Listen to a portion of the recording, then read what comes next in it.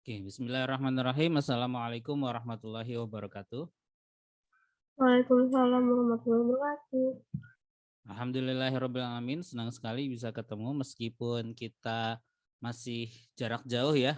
Karena kemarin baru Bapak dapatkan surat perpanjangan untuk PJJ online sampai dengan tanggal 27 Februari. Semoga situasi ini cepat membaik. Tidak ada yang sampai parah meskipun sakit ya, yang di cottage juga Bapak doakan supaya cepat sembuh, kemudian hasilnya negatif. Juga yang terakhir Bapak sampaikan bahwa sampai saat ini varian Omikron itu sudah lebih dari 500.000 kasus ya di Indonesia. Kalau ditotalkan dari bulan Januari kemarin, totalnya sudah lebih dari 500.000 kasus dan itu cukup banyak kalau dilihat dari statistik dari varian yang Alpha, kemudian varian yang Delta, kemudian yang Omikron. Ini termasuk salah satu yang cukup tinggi ininya puncak penyebarannya ya. Jadi bagi teman-teman yang di rumah maupun yang di asrama itu supaya lebih hati-hati, kemudian jangan lupa untuk menjaga protokol kesehatan meskipun sudah menjaga protokol kesehatan atau sudah berhati-hati itu masih bisa terinfeksi ya, tapi jangan takut meskipun kita terinfeksi, insya Allah varian Omikron ini kalau bagi yang sudah vaksin dan tidak punya komorbid, insya Allah tidak akan sampai parah atau tidak akan mengancam nyawa kita karena varian ini katanya lebih ini ya lebih friendly, istilahnya lebih tidak membahayakan. Itu menurut keterangan dokter ya, bukan keterangan Bapak. Tapi semoga saja dokter prediksi dokter benar sehingga kita tidak perlu khawatir seperti pada saat varian Delta yang dulu ya, termasuk Bapak juga sangat khawatir karena waktu Delta kemarin Bapak juga sempat kena meskipun Bapak tidak ikut tes dan dinyatakan positif atau negatif, tetapi Bapak sempat sakit sedang liburan online itu, kemudian Bapak sempat sakit selama 2 minggu dan ternyata Bapak baru sadar 3 hari setelah Bapak sakit itu ternyata sakitnya Bapak itu merupakan gejala-gejala varian Delta dan tapi alhamdulillah Bapak sembuh setelah 2 minggu atau 14 hari baru Bapak berani keluar atau berani untuk berkegiatan di luar. Oke, kita mulai saja pertemuan kita hari ini. Nah, terakhir kalau nggak salah kita sampai di sini di contoh soal SBMPTN dan kalau nggak salah Bapak belum nemu jawabannya. Kemarin kenapa belum nemu jawabannya? Pas Bapak ulik ternyata ada yang belum Bapak hitung yaitu perbedaan atau perubahan satuan dari joule nantinya ke kalori karena di sini pakainya kalori ya. Kalor leburnya pakai kalori, kemudian kalor jenis airnya juga pakai kalori gitu ya. Dan 1 kalorinya 4,2 joule. Sedangkan pada saat hitungan Bapak yang kemarin itu Bapak belum mengubah satuan dari kalorinya atau satuan dari joule-nya ke kalori. Makanya nggak ketemu kemarin. Oke, kalau gitu kita coba hitung aja ya ininya apa namanya. Kita coba bahas lagi soal yang soal yang SBMPTN tahun 2018 ini. Oke, di dalam sebuah wadah tertutup terdapat 500 gram es ya, berarti massa esnya itu 500 gram. Kemudian ada 700 gram air, berarti massa air 700 gram. Bapak Ya, punten. iya kenapa? Tia udah di rumah tapi nggak bisa ikut online soalnya masih pusing katanya Pak. Oh iya nggak apa-apa, berarti ya. Oke. Sip, terima kasih. Oh, ada di chat ya? Oh, Bapak nggak baca chat tadi.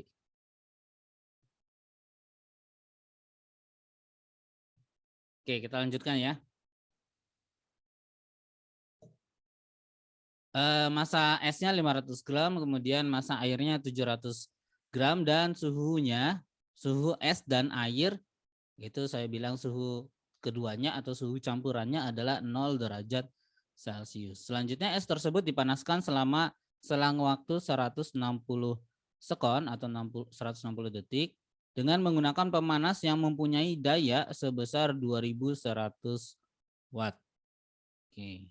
Jika diketahui kalor lebur es, kemudian kalor jenis air, dan 1 kalori sama dengan sekian gitu ya. Pada keadaan akhir terdapat air pada suhu 20 derajat Celcius, berarti suhu akhir sama dengan 20 derajat Celcius. Yang ditanyakan adalah efisiensi dari alat atau pemanas tersebut berapa.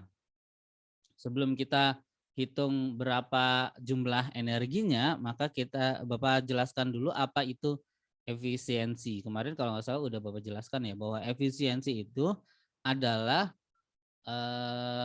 jumlah pengeluaran dibagi dengan jumlah pemasukan. Artinya kalau kita kalau efisiensi itu sama aja kayak tingkat keborosan dari sebuah alat ya, tingkat keborosan dari sebuah alat.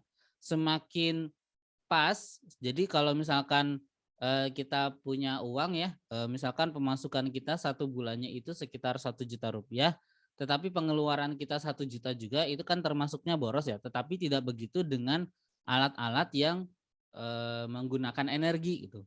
Justru kalau alat-alat menggunakan energi, yang digunakan dan yang dimasukkan atau output dan inputnya itu harus sama. Artinya ketika sebuah alat itu membutuhkan daya sekitar 2000 watt, ternyata yang dipakai semuanya adalah 2000 watt, maka efisiensi dari alat tersebut adalah 100%. Karena efisiensi merupakan perbandingan dari output dibagi dengan input. Atau dalam kasusnya ini outputnya adalah energi yang digunakan untuk memanaskan air dan es tadi dalam wadahnya. Berarti di sini ada outputnya adalah energi kalornya berapa.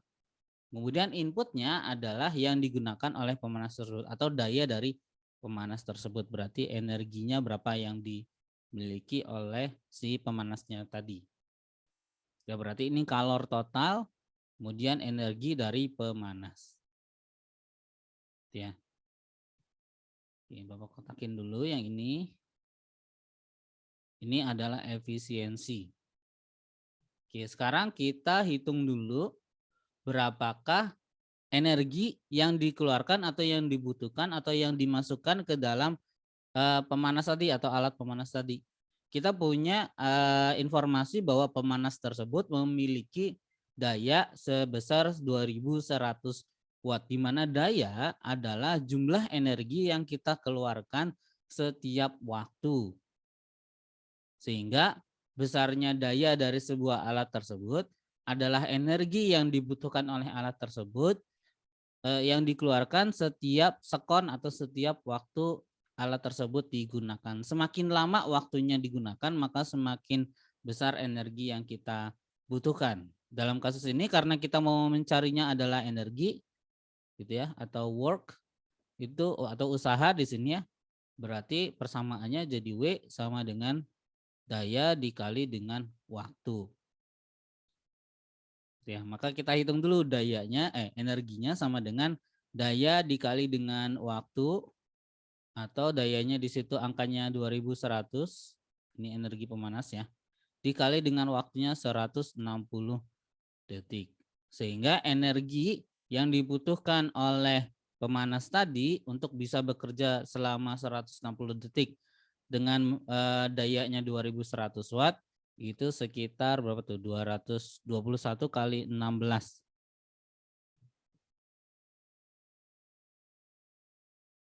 Adalah 336.000.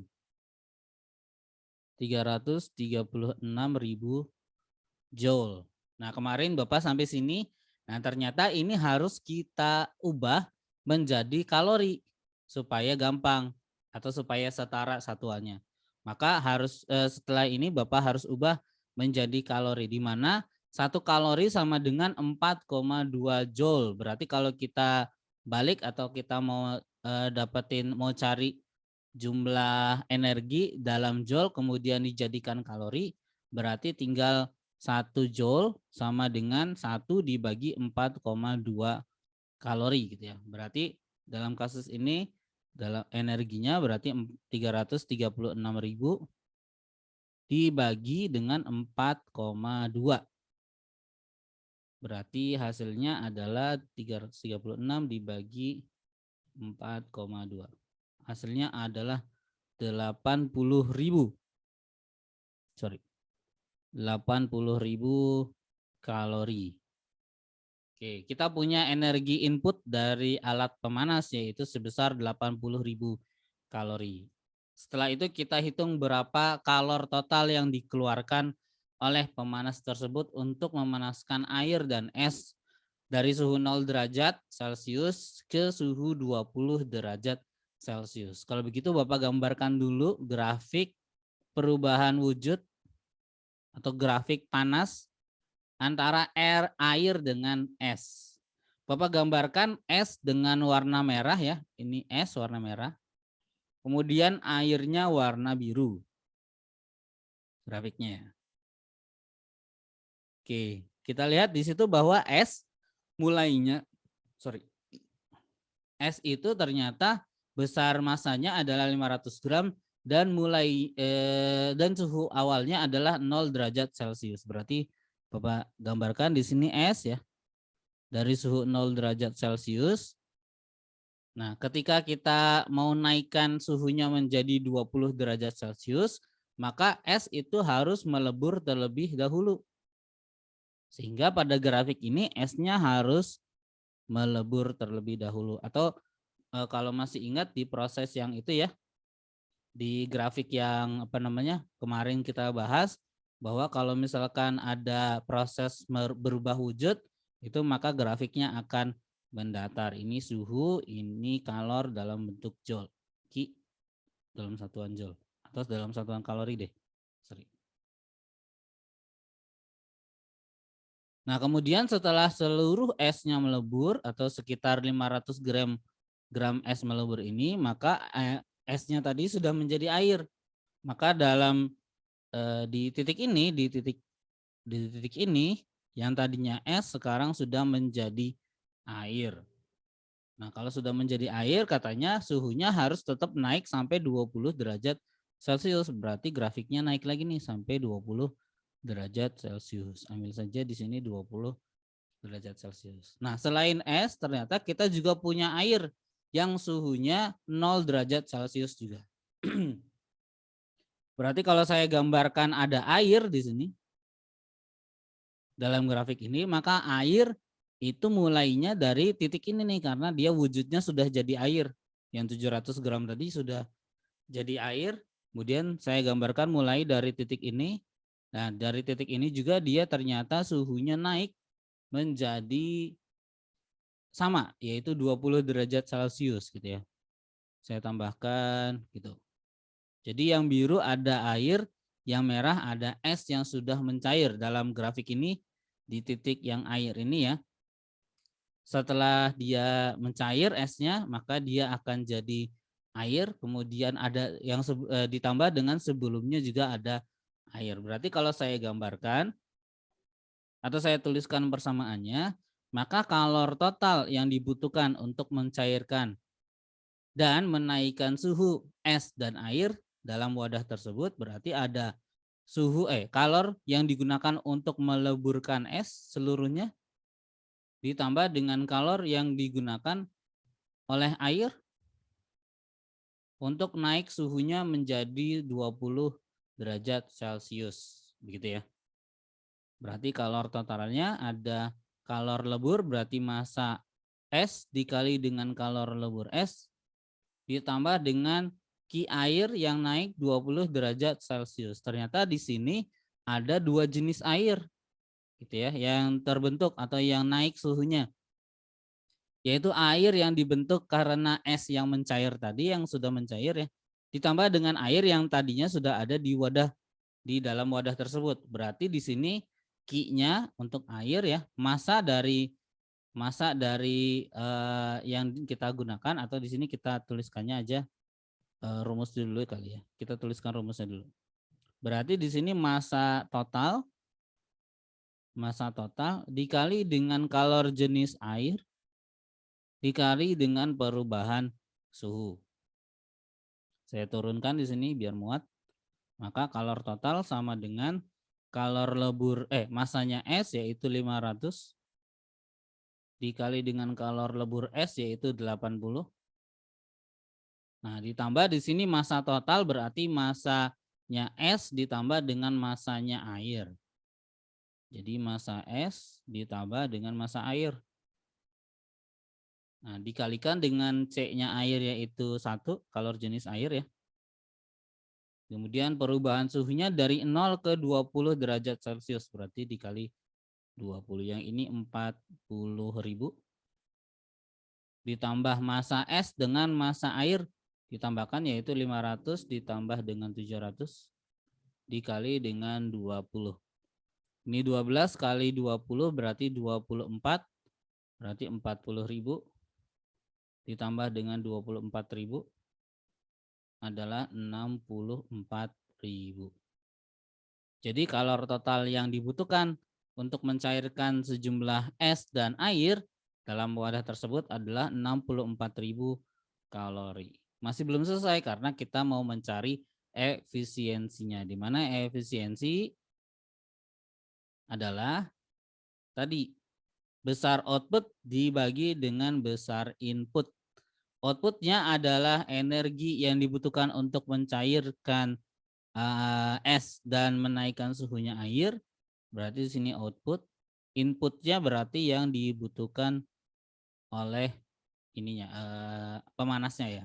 Berarti efisiensi sama dengan besar kalor yang ditotalkan dibagi dengan energi yang dibutuhkan oleh pemanas, berarti sekitar 64 dibagi 80.000. 64 bagi 8 itu berapa ya? 4/5 ya? Iya, berarti 0,8. Karena dimintanya 8% berarti kali 100%. Berarti jadi 80%. Maka jawaban dari soal ini adalah pilihan jawaban A, yaitu 80%. Sampai di sini ada pertanyaan?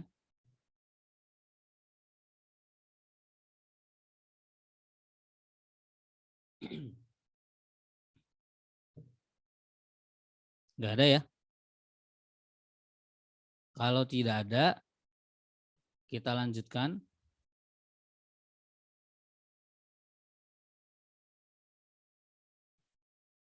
Ke latihan soal. Di sini ada latihan soal, ada 2 ya latihan soalnya, yaitu SBMPTN tahun 2017 dan SBMPTN tahun 2018. Nah, di sini kita coba aja dulu satu soal yang 2017 dulu.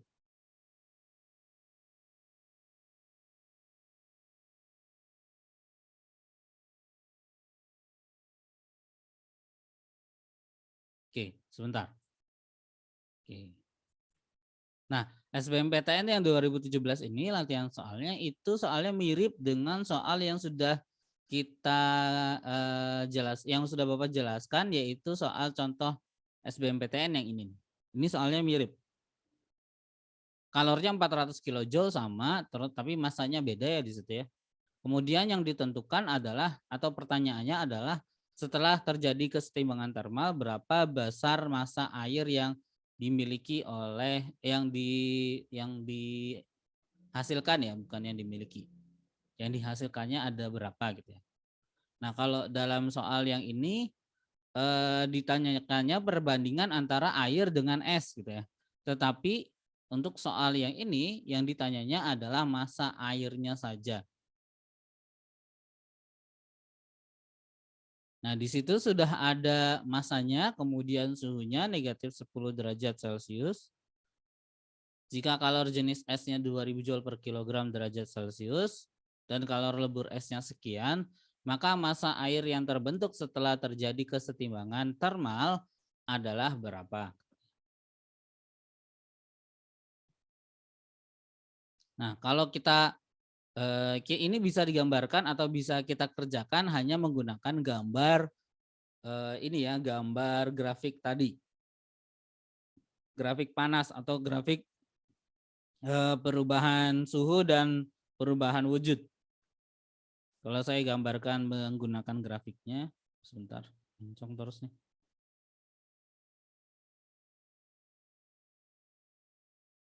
Oke.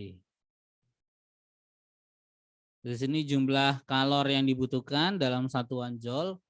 Kemudian di sini perubahan suhu dalam derajat Celcius. Oke, di sini ada es yang masanya 1 kg, suhunya negatif 10 derajat Celcius. Berarti kalau saya gambarkan ada es yang suhunya negatif 10 derajat, berarti dari sini nih negatif 10.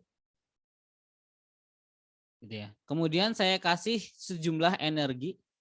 Jumlah energinya diberikan totalnya katanya sekitar 400 kilojoule. Atau saya gambarkannya di bawah aja kali ya, jangan di atas. Barangkali mengganggu grafiknya. Jadi saya berikan jatah energi yaitu sebesar 400 kilojoule. Nah, pertanyaannya adalah massa air yang terbentuk setelah terjadi kesetimbangan termal. Berarti sampai dengan airnya atau esnya di situ menggunakan seluruh energinya atau seluruh energi yang saya berikan, seluruh kalori yang saya berikan. Nah, kira-kira dia massa airnya udah sampai mana atau berapa banyak massa airnya? Maka logikanya begini. Kalau saya punya es gitu ya, yang awal suhunya adalah negatif 10 derajat Celcius, maka energi yang saya punyai ini yaitu 400 kilojoule ini akan digunakan oleh esnya tadi pertama-tama untuk menaikkan suhu esnya terlebih dahulu sampai dia suhunya cukup untuk bisa melebur, di mana suhu es untuk melebur itu di 0 derajat Celcius. Sehingga ada sejumlah energi yang dipakai untuk bisa melebur. Di sini ada sejumlah energi. Nah, untuk bisa melebur ya. Berarti ini ada kalor, bukan untuk melebur, tapi menaikkan suhunya dulu. Ada Q pada proses yang A. Gitu. Ini proses A. Kemudian setelah itu, sisa energinya kan ini berarti 400 kilojoule total dari ujung sampai ujung. Berarti dari sini, di sini itu berarti 400 dikurangi dengan Qa. Qa-nya adalah proses atau kalor yang digunakan untuk menaikkan suhunya. Ya. Kemudian digunakan juga, kalornya digunakan untuk sampai dia melebur. Nah, pertanyaannya adalah, nah di sini adalah letak pertanyaannya. Apakah seluruh es yang 1 kilogram tadi itu akan mencair semuanya menjadi air? Kalau semuanya menjadi air, maka massa air yang terbentuk sama dengan massa es yang ada di wadahnya tadi atau yang sebelum dia mencair. Nah, masalahnya adalah supaya massa air yang terbentuk sama dengan massa es, maka jumlah energi sisa dari 400 minus Qa ini atau jadi dari 400 kilojoule tadi setelah dikurangi dengan kalor yang digunakan untuk proses A, itu apakah cukup atau kurang untuk memenuhi total dari energi yang dibutuhkan supaya si esnya bisa melebur seluruhnya. Sehingga bisa kita gambarkan atau bisa kita rumuskan bahwa kalor yang dibutuhkan gitu ya, itu sama dengan kalor total yang dibutuhkan, itu sama dengan kalor A, kalor pada proses A ditambah dengan kalor pada proses B terlebih dahulu sampai ke proses B ya, ini proses B, ini proses A. Jadi A sama B-nya terlebih dahulu.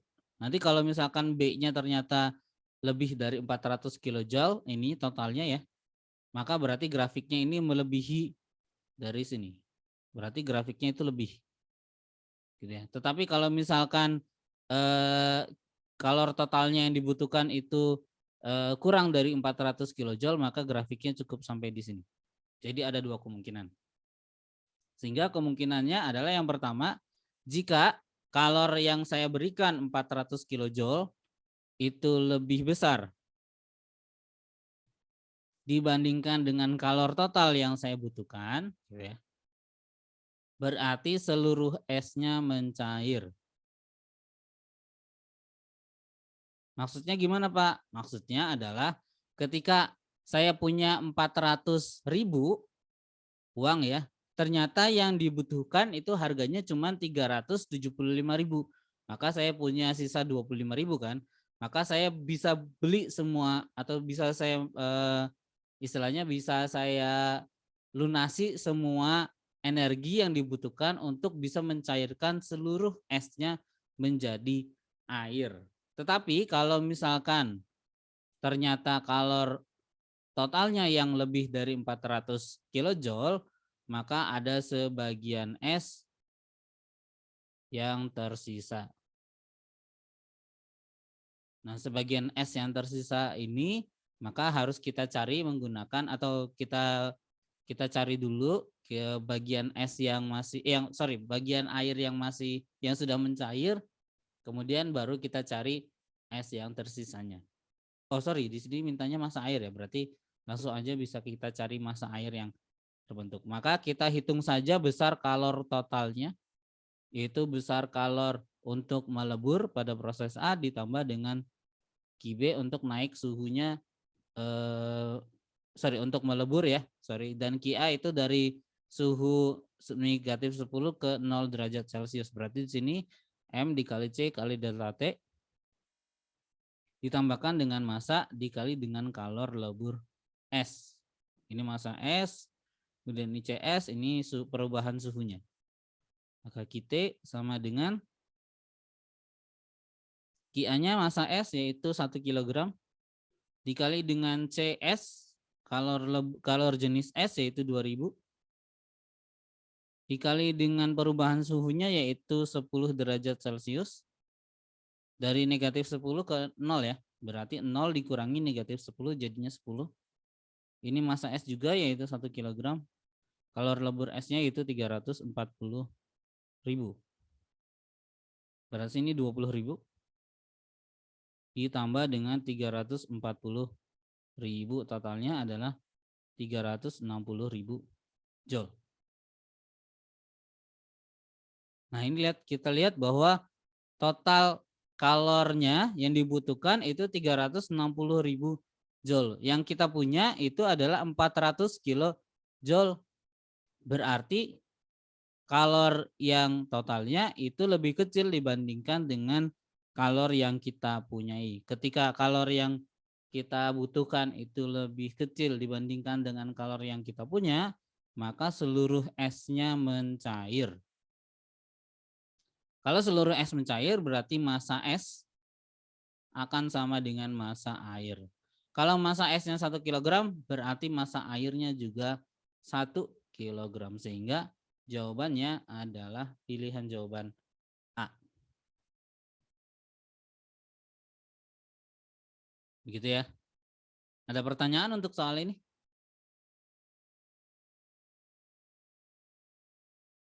Enggak ada?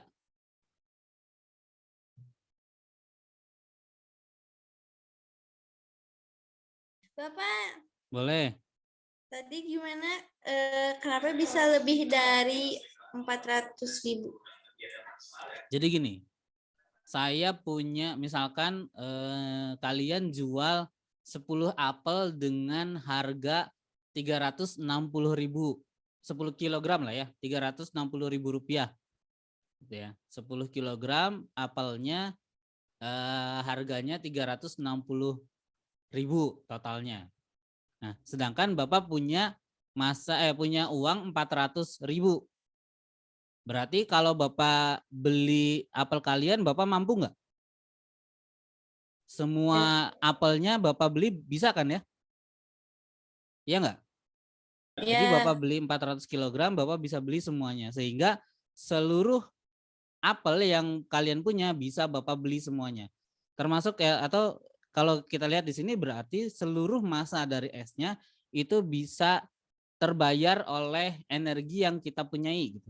Jadi masaknya 1 kg tadi itu seluruhnya bisa mencair. Kecuali kalau Bapak cuma punya uang sekitar 300.000, kalian matok harga 360.000. Berarti kan misalkan Bapak tetap ngotot beli, tidak seluruh apel yang kalian punya bisa Bapak beli. Begitu ya. Paham nggak? Oh, jadi kalau misalnya key totalnya itu lebih dari 400, dia nggak bisa lebih dari ya? Nggak bisa. Ini sebagian esnya masih tersisa berarti. Oke. Berarti nggak semuanya jadi air. Kalau misalkan kalor totalnya lebih dari 360.000.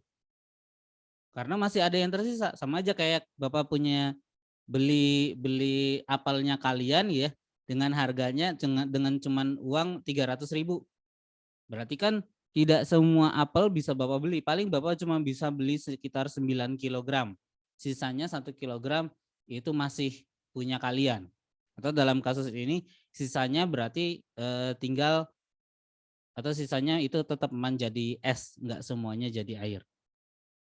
Perlu dihitung nggak bakal sisa kayak gitu? Harus dihitung. Harus dihitung kalau kayak gitu. Caranya Coba. gimana? Caranya gimana ngitungnya? Nah, cara ngitungnya adalah lihat selisihnya berapa. Kalau misalkan nanti kan di sini ada 300 kalor totalnya dengan kalor yang kita punyai ya. Kalor yang kita punyai gitu ya dikurangi dengan kalor total, nanti hasilnya berapa? Dapat Q kan? Nah, Q-nya ini kemudian kita bongkar lagi menjadi bongkar lagi menjadi massa dikali dengan kalor lebur es. Q-nya berarti massa dikali dengan kalor lebur es. Nah, Q sama dengan massa kali kalor lebur es, berarti M sama dengan Q dibagi dengan kalor lebur es kan ya. Nah, kita mau mencari massa S-nya itu dengan menggunakan persamaan selisih dari Q-nya tadi, delta Q ya, selisih dari jumlah energi yang kurang itu dibagi dengan kalor lebur S-nya, maka kita dapat massa S-nya berapa. Misalkan ternyata kalor totalnya ini sekitar 460.000. Misalkan kalor totalnya ini 460.000.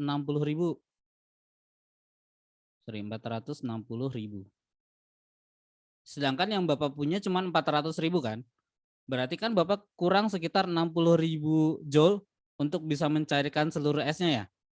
Maka kira-kira berapa massa air yang terbentuk dan berapa massa es yang tersisa.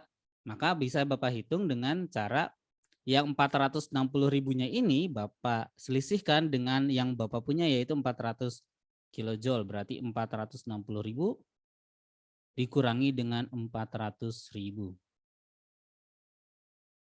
Hasilnya adalah 60.000. Ini adalah delta Q.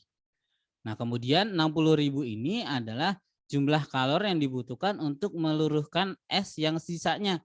Berarti ini adalah kalor yang dipunyai oleh es yang tersisa. Nah, untuk menghitung kalor es yang tersisa berarti delta Q sama dengan massa es dikali dengan kalor lebur es. Berarti kalau mau cari massa esnya sama dengan jumlah kalornya dibagi dengan kalor lebur es. Gitu, yaitu 60.000 dibagi dengan 340.000. Sekitar berapa tuh? 60 bagi 340. 0,176 sama dengan 0,176. Ini dalam satuan kilogram. Berarti kalau jadi gram berapa tuh?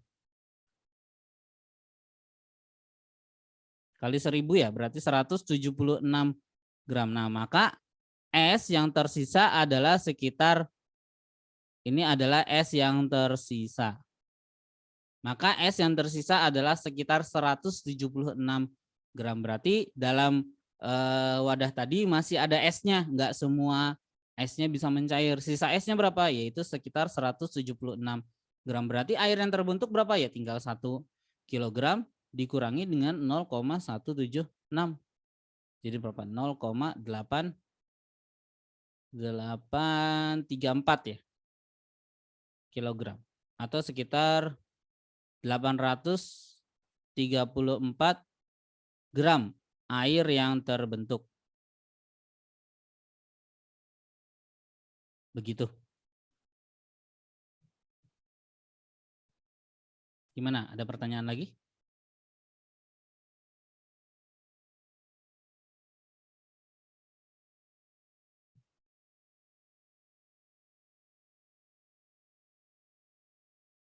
Nggak ada? Nggak ada, Pak. Oke. Kalau tidak ada, silahkan dibuka halaman 278 di buku paketnya. Halaman 278, kemudian nomor 23.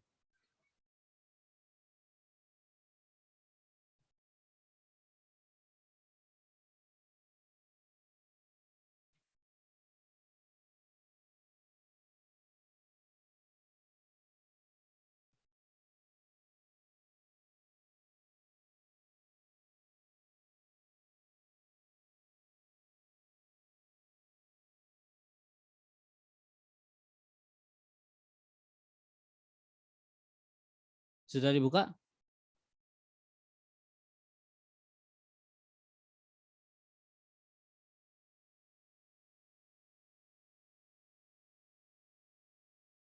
Udah ya, dibuka ya. Halaman berapa tadi, Pak? 278.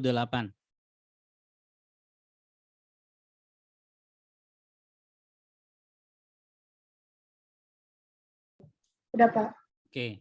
Kalau kalian lihat soal yang nomor 23 itu SBMPTN 2018 di halaman 278. Terus kalian lihat di layar kalian ini ada soal SBMPTN 2018 ya. Nah, soal ini mirip banget. Dan ada informasi-informasi yang ternyata itu merupakan jawaban dari soal masing-masing soalnya gitu. Maksudnya gimana? Di soal yang di layar, di latihan soal ini nih ya, yang ditanyakan adalah banyaknya air yang dipanaskan gitu ya, oleh pemanasnya B. Sedangkan pada soal yang di SBMPTN itu ada yang ditanyakan adalah waktu T sama dengan atau waktu yang digunakan oleh pemanas B untuk bisa memanaskan airnya kira-kira berapa. Nah, di soal yang ada di layar waktunya sudah ada, yang ditanyakan masanya. Sedangkan di nomor 23 yang di buku paket masanya sudah ada tetapi waktunya belum ada. Berarti masing-masing itu jawabannya sudah ada tuh. Yang ini sudah ada jawaban dari nomor yang di layar kalian. Itu udah ada jawaban dari nomor 23. Yang di nomor 23 udah ada jawaban dari soal yang ada di layar kalian. Nah, dua soal ini Bapak berikan ke kalian untuk dikerjakan secara mandiri. Silahkan nomor ini yang ini dan SBMPTN 2018. Kalau kalian bisa menyelesaikan salah satunya, maka satu soal yang lainnya itu bakal ketemu. Jangan lupa dikasih caranya ya. Nanti minggu depan atau pertemuan berikutnya, Bapak minta untuk salah satu dari kalian menjelaskan pengerjaannya di depan. Oke ya. Jadi nomor 23 di buku paket tolong dibulatkan supaya ditandai jadi tugas. Kemudian di soal ini nanti Bapak bagikan, kalau nggak salah Bapak sudah bagikan di GCR ya untuk latihan soal ini. Tetapi karena coret-coretan hari ini belum ada, nanti Bapak upload ulang yang ini, Bapak tuliskan di sini aja jadi tugas bersama dengan soal nomor 23 halaman 278. Silakan dikerjakan ya. Caranya gimana Pak? Caranya mirip. Kalau bingung caranya mirip dengan cara yang contoh soal yang di sini nih.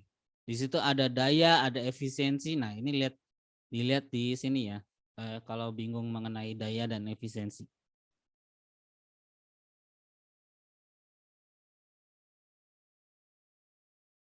Oke, itu tugasnya di PowerPoint dan di buku paket.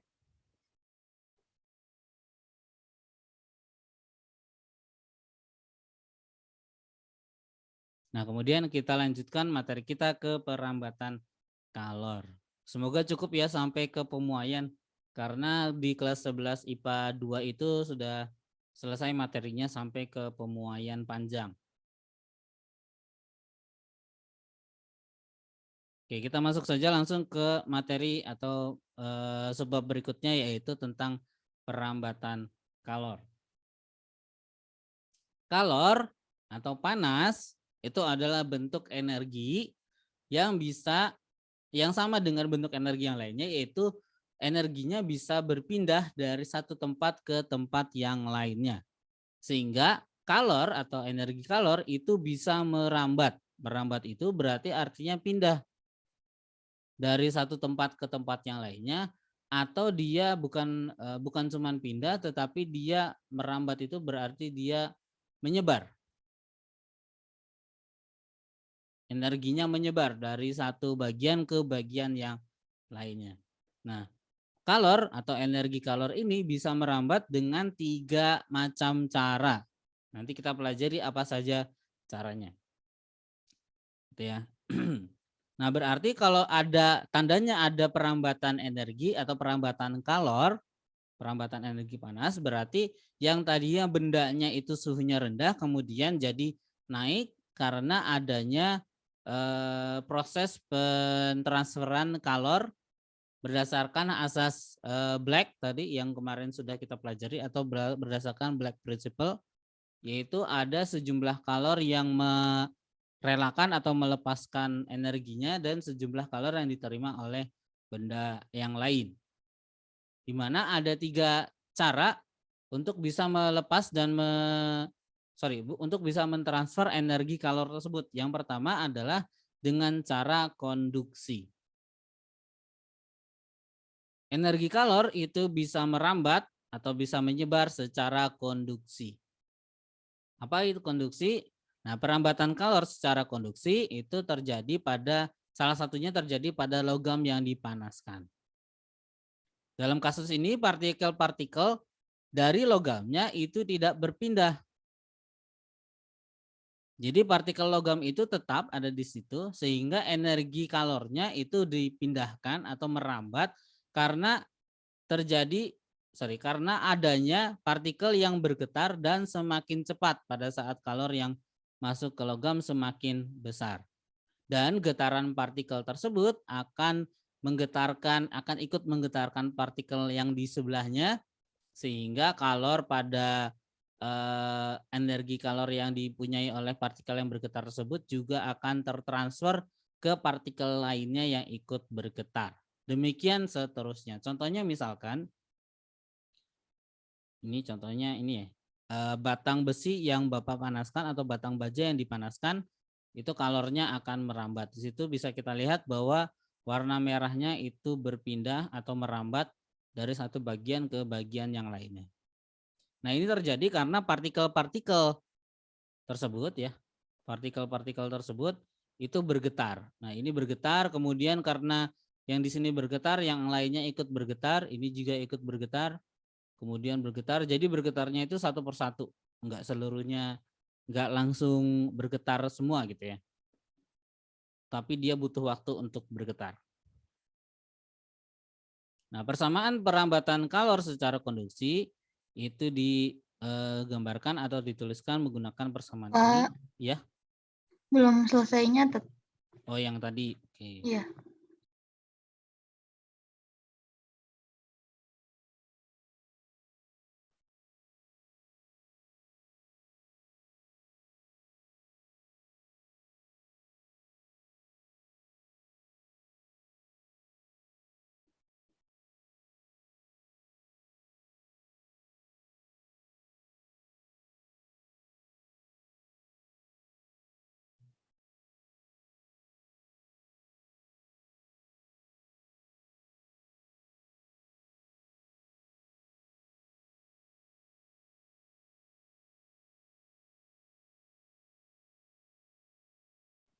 Udah, Pak.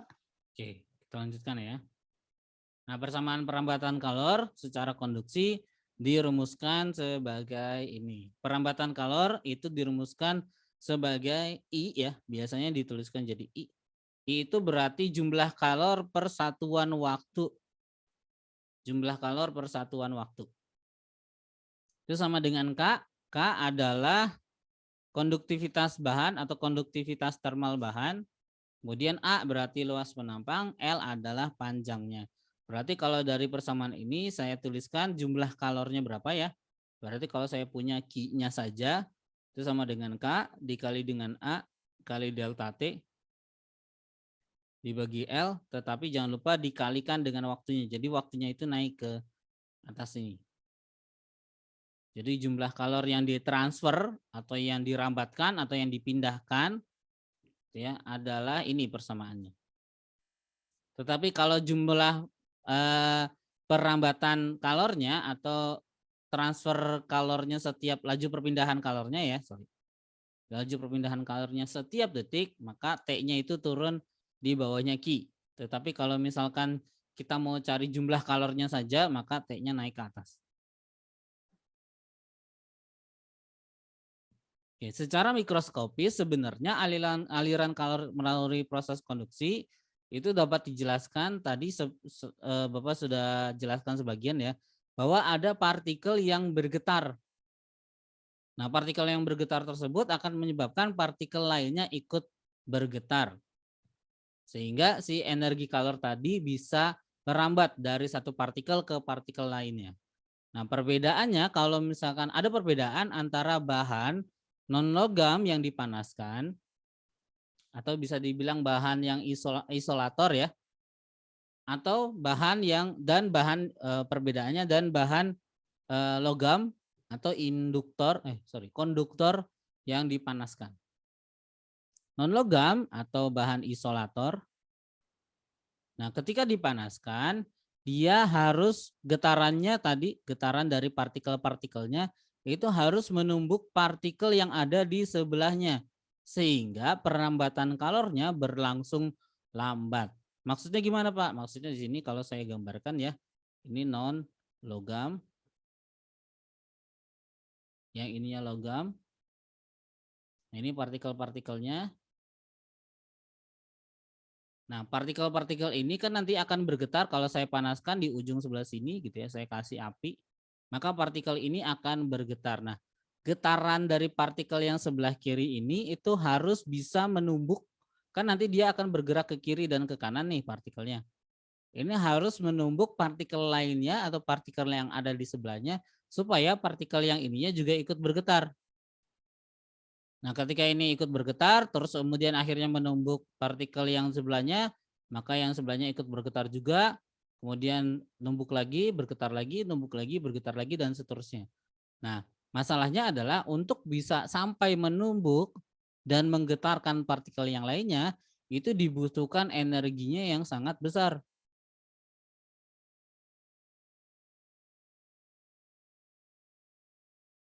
Ya, energinya harus sangat besar supaya si partikel ini bisa bergetar dan menumbuk getarannya bisa menumbuk partikel yang lainnya.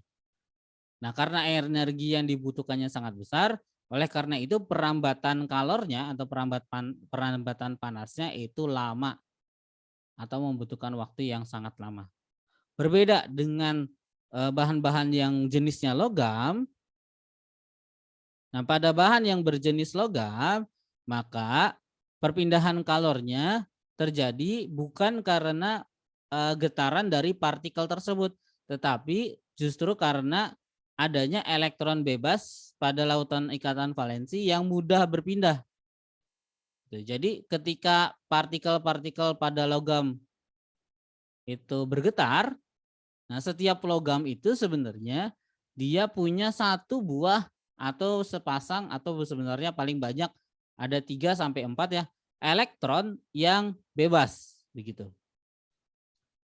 Maksudnya elektron bebas itu apa Pak? Kan kalian sudah pelajari di kimia ya, bahwa setiap konfigurasi elektron pada masing-masing atom ya. Nah, khususnya di atom-atom yang jenisnya logam itu ada elektron-elektron yang cuman satu, yang single gitu ya, yang dalam kasusnya itu dia itu cuman satu gitu. Kita udah pasang semuanya gitu ya, ada ini sepasang, ini sepasang, ini sepasang gitu ya. Tetapi ini cuma satu. Nah, ini adalah elektron bebas atau elektron yang sebenarnya dia itu berada pada kulit terluar dan tidak berpasangan. Nah, pada kasus ini ketika kita panaskan gitu ya, maka energinya diterima oleh oleh elektron tadi, sehingga elektronnya akan excited atau akan bisa loncat dari satu bagian ke bagian yang lainnya, atau satu partikel atom ke partikel atom lainnya. Nah, pada kasus ini yang elektron ini loncat ke sini. Dan ini kan di sini ada dua ya. Nah, ini nggak bisa nih kalau ada dua, harus salah satunya harus pindah. Berarti yang tadinya ada di sini pindah loncat ke situ. Nah, kemudian loncat lagi dan gitu seterusnya. Nah, karena pada logam hanya elektron saja yang kita butuh getarkan, sehingga energinya yang kita butuhkan untuk memanaskan atau menggetarkan atau meloncatkan elektronnya dari satu partikel atom ke partikel atom lainnya itu sedikit. Jadi kita butuh energinya itu sedikit aja dibandingkan dengan yang non logam. Energinya sangat besar. Kenapa? Karena partikelnya tuh harus bisa menumbuk partikel yang lainnya. Sedangkan yang ini cukup memindahkan elektron dari satu atom ke atom yang lainnya atau dari satu partikel ke partikel yang lainnya. Karena elektron itu gampang banget berpindah gitu ya, maka energi yang kita butuhkan itu sangat sedikit. Sehingga ketika logam ini dipanaskan, maka dia akan lebih cepat merambat. Begitu penjelasan dari perambatan kalor pada bahan yang isolator atau non logam dan bahan yang konduktor atau yang logam. Gitu ya. Kemudian ini contoh soalnya. Ada dua batang logam A dan B dengan ukuran yang sama tetapi jenisnya berbeda. Iya, jenisnya berbeda, benar. Seperti gambar berikut, berarti A dan B itu disambungkan di tengah-tengahnya. A itu punya suhu batang logam A ya, suhunya adalah 75 derajat Celcius. Dan batang logam B suhunya adalah 0 derajat Celcius. Di tengah-tengah ditempelkan sehingga mereka akan mengalami perpindahan atau transfer panas atau perambatan kalor antara A dengan B. Jika koefisien konduksi termal A dan adalah 2 kali koefisien konduksi termal B, maka suhu sambungan A dan B berapa? Berarti di tengah-tengah sini terjadi yang namanya proses perpindahan kalor atau perambatan kalor. Karena ada proses perambatan kalor, maka harus ada kalor yang melepas dan ada sejumlah kalor yang diterima. Ada sejumlah kalor yang dilepas dan ada sejumlah kalor yang diterima. Nah, di sini suhu A itu lebih tinggi, sedangkan suhu B lebih rendah. Berarti ada sejumlah kalor yang diberikan kepada A menuju B ya. Sehingga ada kalor yang dilepas, maka ada kalor yang diterima. Maka persamaan ini atau soal ini itu bisa kita gunakan menggunakan Black Principle atau asas Black. Di mana sejumlah kalor yang dilepaskan, ya, akan sama dengan sejumlah kalor yang diterima. Q lepas sama dengan Q terima. Berarti ini yang punyanya kalor A, yang ini punyanya kalor B. Nah, tetapi kalau kita lihat di sini keduanya merupakan besi atau logam. Dan keduanya ditempelkan, di sini ada penempelan gitu ya. Nah, ketika A dan B-nya merupakan logam dan ditempelkan, maka proses perpindahan kalornya itu merupakan proses perpindahan kalor secara konduksi. Di sini berarti aliran kalornya konduksi. sehingga terjadi proses perpindahan kalor secara konduksi tadi. A akan mengkonduksikan sejumlah kalor kepada B, di mana A sejumlah kalor yang dikonduksikan adalah QA, sedangkan yang diterima oleh B adalah QB. Maka dari persamaan ini kita bisa tuliskan QA sama dengan QB. Karena dia prosesnya dalam bentuk kondisi, maka kita menggunakan persamaan yang ini nih. K dikali dengan A dikali dengan delta T dikali dengan waktu dibagi dengan panjang. Ini berarti konduktivitas termalnya A dikali dengan luas penampang dikali dengan perubahan suhu dikali dengan waktu dibagi dengan panjangnya. Ini KB dikali dengan luas penampang B, ini A ya, dikali dengan perubahan suhunya B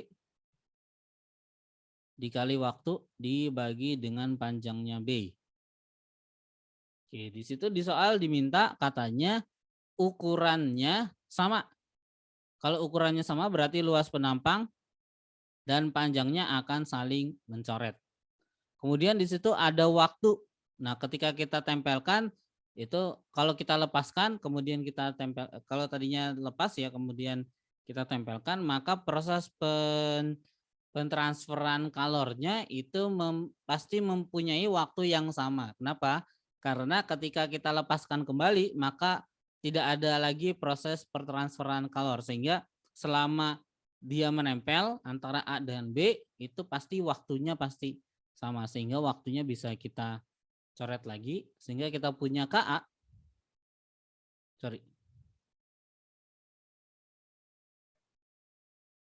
Kita punya KA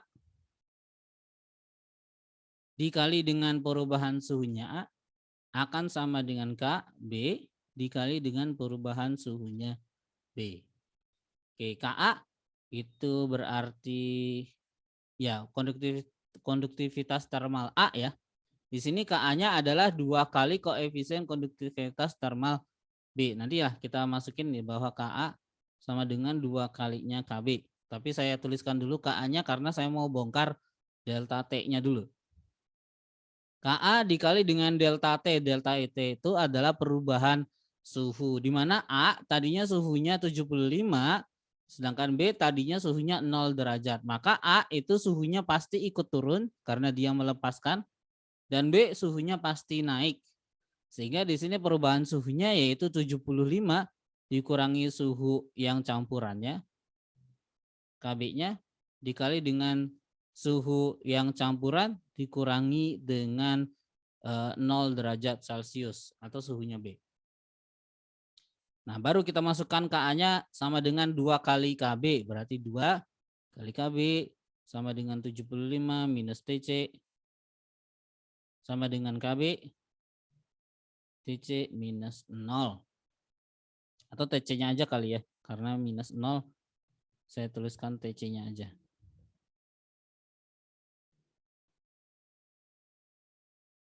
Ini KB-nya habis ya. Jadi 2 kali 75 berarti 150 dikurangi 2 kali TC sama dengan ini 1 berarti TC-nya aja. Maka TC-nya pindah ke row sebelah kanan sama dengan 3 TC, maka TC-nya sama dengan 150 dibagi 3 sama dengan 50 derajat Celcius. Kalau kalian lihat soalnya di halaman 279 nomor 24. Itu soalnya Bapak ambil dari situ contoh soal ini. Ada pertanyaan untuk soal ini?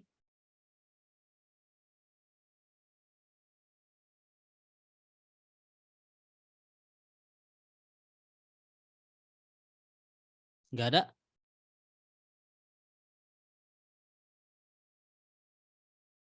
Kalau tidak ada, oh ada. Yang sebelumnya tuh yang mana? Yang ini?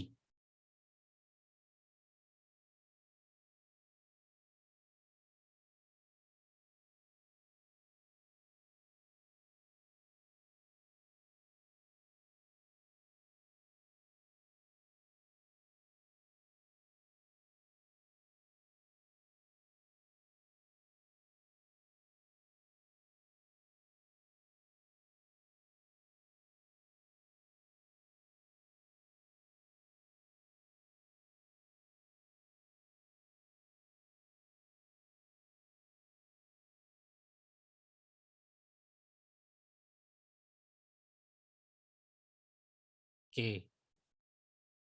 Contoh soalnya udah dicatat belum?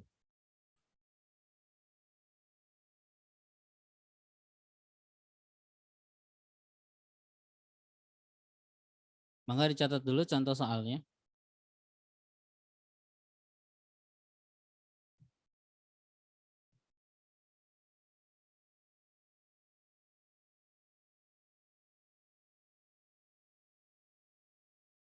Nah, kalau sudah nyatet, nanti bilangin ya. Bagi yang sudah nyatet contoh soalnya, silakan dibuka buku paketnya yang nomor 25. Di situ contoh soal nomor 24 halaman 209. Nah, di halaman yang sama ada nomor 25. Nah, di situ ada 2 batang logam P dan Q sejenis, mempunyai perbandingan luas dan panjang sekian-sekian. Perbedaan suhu, beda suhu ujung kedua batang sama, berarti kedua suhunya sama ya. Yang ditanya adalah jumlah rambatan kalor tiap satuan waktu. Berarti perbedaan antara perbandingan antara I-nya A dan I-nya B. Yang tadi ya, yang I itu yang ini nih. Sorry, I itu yang ini nih. Q dibagi T.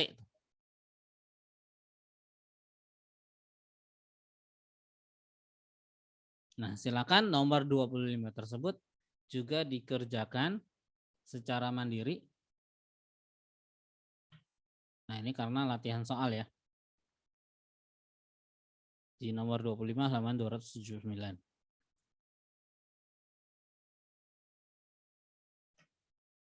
Nah, kemudian masuk ke perambatan kalor berikutnya. Nah, kalor juga bisa merambat dengan perpindahan secara partikelnya juga ikut berpindah. Tadi kan kalau secara konduksi partikelnya tidak berpindah. Nah, kalau dengan proses yang kedua atau dengan proses konveksi, di sini berarti hanya terjadi pada zat cair dan gas atau pada fluida ya. Dan setiap partikelnya ini pada perpindahan kalor ini bagian yang mendapatkan kalor partikel-partikelnya akan berpindah ke suhu yang lebih rendah. Demikian dan seterusnya sehingga terjadi arus konveksi. Sehingga dalam proses perpindahan kalor gitu ya, misalkan saya punya air, kemudian ini partikel-partikel airnya ya. Maka partikel air yang saya panaskan, ini saya panaskan. Nah, ketika dipanaskan, maka partikel airnya ini yang sudah punya panas atau yang sudah panas tadi akan pindah ke ke bagian yang tidak memiliki panas. Jadi partikel yang panas ini akan pindah ke atas, sedangkan partikel yang tidak panas akan jatuh ke bawah karena digantikan oleh partikel yang lebih panas. Sehingga proses pada perambatan kalor secara konveksi dia seperti gambarnya seperti ini. Ada yang naik dan ada yang turun. Atau kalau kita lihat gambarnya seperti ini. Jadi molekul atau partikel yang panas akan naik, sedangkan partikel yang dingin akan turun.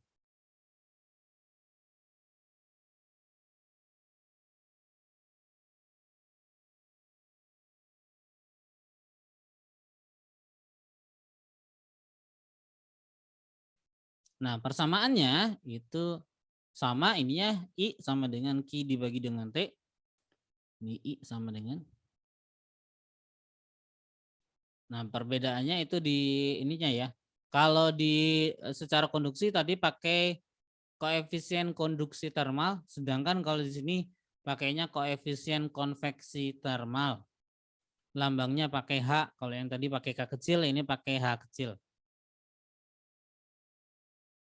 Dan tidak ada panjang, cuman pakai luas penampang aja. Berarti kalau mau mencari jumlah kalor yang ditransfer berarti H dikali dengan A dikali delta T dikali dengan waktu ya. Waktunya naik ke atas.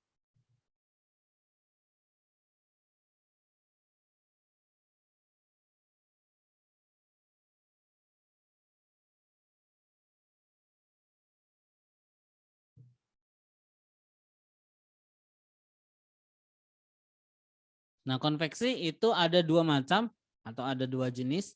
Yang pertama yaitu konveksi secara alami yang terjadi akibat adanya perbedaan massa jenis. Jadi ketika air itu dipanaskan, maka dia massa jenisnya itu akan berbeda atau berubah sedikit. Nah, kemudian massa jenisnya mengecil akan naik ke atas karena dia dipanaskan, sedangkan massa jenis yang tidak berubah ya, yang air yang dingin tadi, maka akan turun dan seterusnya gitu. Dan yang kedua adalah konveksi paksa atau konveksi buatan. Nah, konveksi paksa atau buatan ini terjadi akibat adanya pertambahan zat seperti ditiup atau dipompa atau dipanaskan ke dalam suatu ruangan. Kayak kita niup balon, tadinya nggak ada aliran konveksi di dalamnya, ketika kita tiup maka terjadi aliran konveksi. Atau pada proses pendinginan ruangan ya, cara kerja AC mendinginkan ruangan itu secara konveksi. Jadi kita tiupkan aliran udara yang dingin dari AC, maka aliran udara yang dingin tadi akan turun ke bawah, sedangkan aliran yang panasnya akan naik ke atas.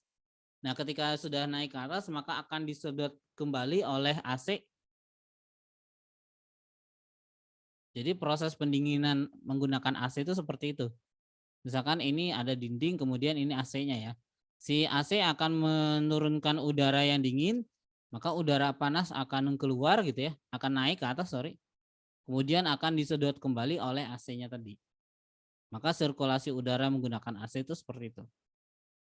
Ini AC-nya. Oh, ini langsung ke contoh soalnya. Cukup sampai di sini aja dulu kali ya, karena waktunya juga sudah habis. Ini contoh soalnya kita bahas di pertemuan berikutnya. Oke, kita akhiri saja dulu pertemuan kita hari ini dengan bacaan hamdalah. Alhamdulillahirabbil alamin. Dan doa akhir majelis. Subhanallahumma bihamdika asyhadu an la ilaha illa anta astaghfiruka wa atubu ilaik. Ya, seperti biasa sebelum kita tutup, tolong nyalakan kameranya supaya bisa bawa screenshot sebagai bukti pertemuan kita hari ini.